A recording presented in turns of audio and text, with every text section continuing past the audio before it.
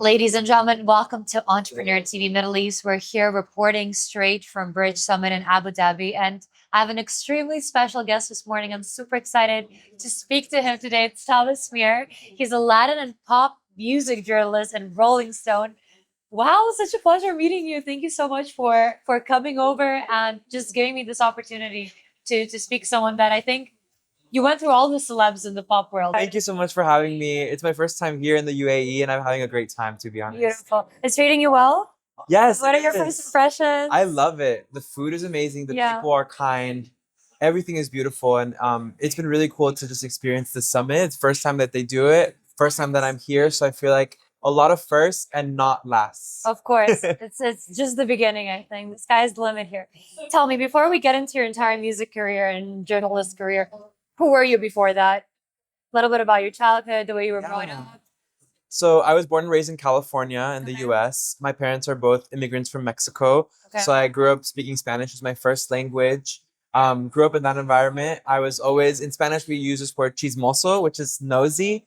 I was always asking a lot of questions as a kid, and that kind of led me to journalism. In high school, I had a fan account for Fifth Harmony, the girl group. No way. Yes, and that's how I got my start in music. I really just loved music, loved the group, and I found my way to bring my chismoso energy, like the nosy question asking with music, and that's how I pursued journalism as a career. It's wonderful. Do you play any instruments? I don't. You I don't? played clarinet as a kid, but Okay, okay. Do no, you sing?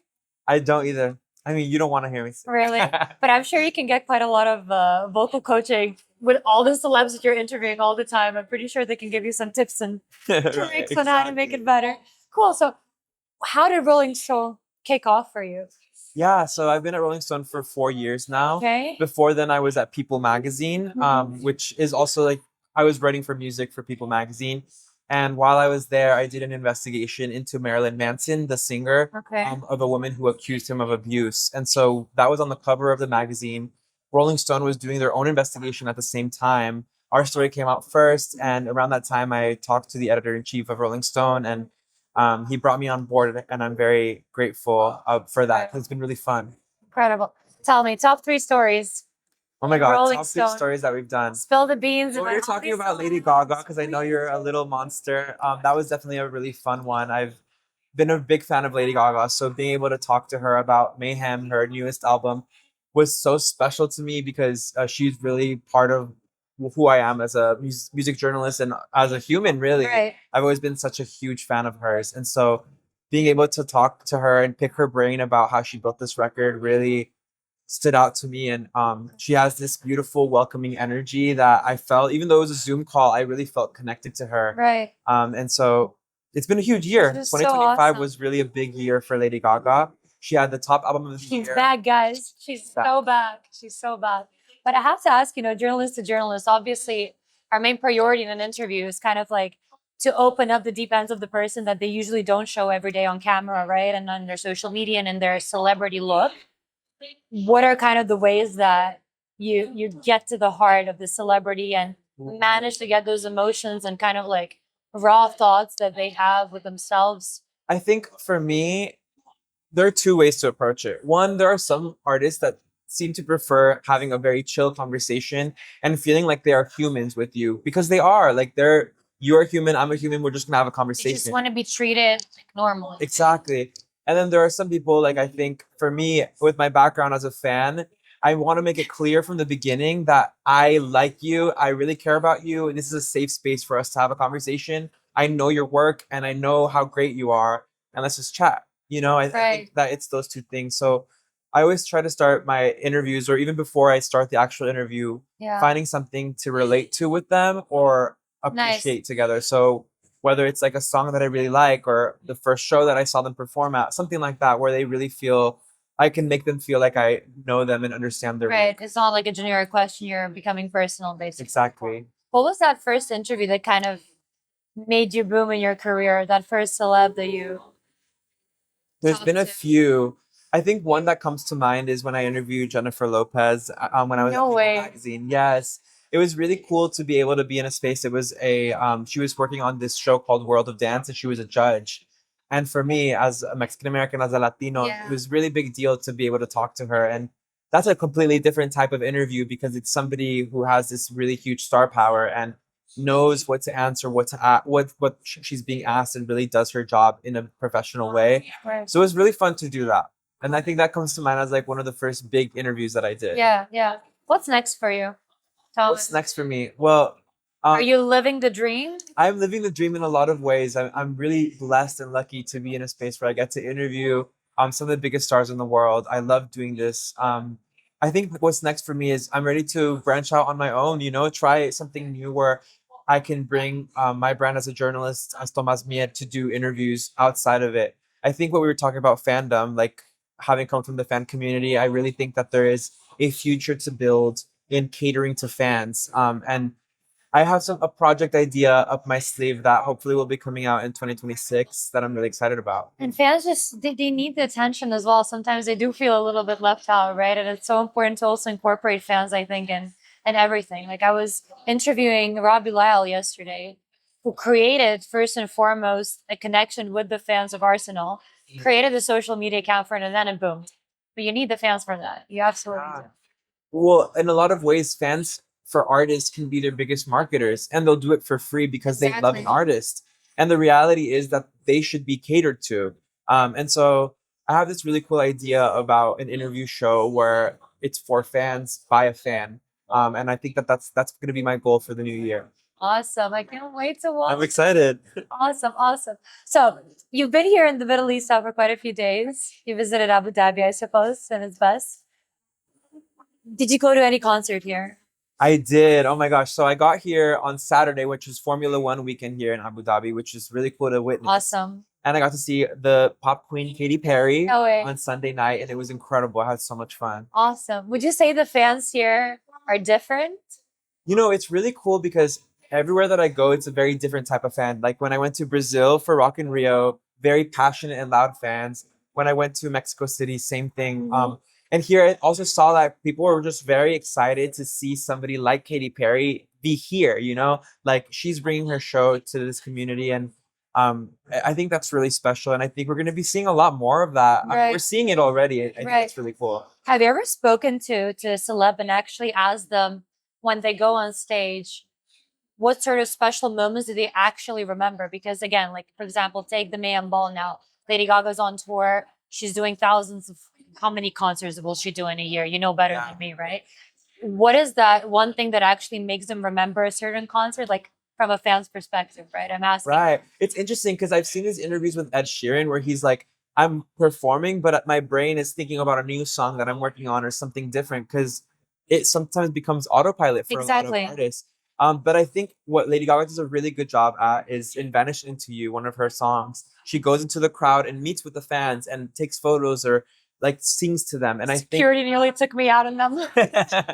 exactly. And it's like that's the thing. I'm sure Yeah. for a lot of artists, that's what they're gonna remember. Those like very fun moments that are a connection with the fans. You know, something that I've noticed lately, I feel like maybe it's for security purposes, but they were taking fans way more often on stage like 10 years ago than they do now. Do you think it's just for purely for security purposes or just is not a trend anymore because you're placing only one fan under a spotlight? I do think that there's a certain amount of control that you lose when you bring in somebody like that on stage. Katy Perry actually did it for this tour. Really? Not here in Abu Dhabi, given the size of the venue, but in the U.S., she was bringing on fans, picking them in the crowd based on their costumes.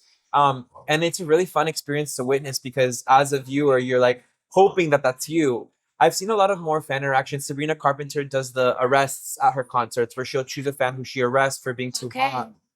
So maybe it's just Lady Gaga to stop doing it then. Yeah, well, Lady Gaga, I think it's cool that she comes out to the crowd. Exactly. Dua Lipa does that too, which I think Yeah. is really fun. They get to actually connect with more people in the Exactly. Awesome, awesome. So, for your new ventures and everything that you've been telling me about, what sort of kind of goals and visions do you have for that?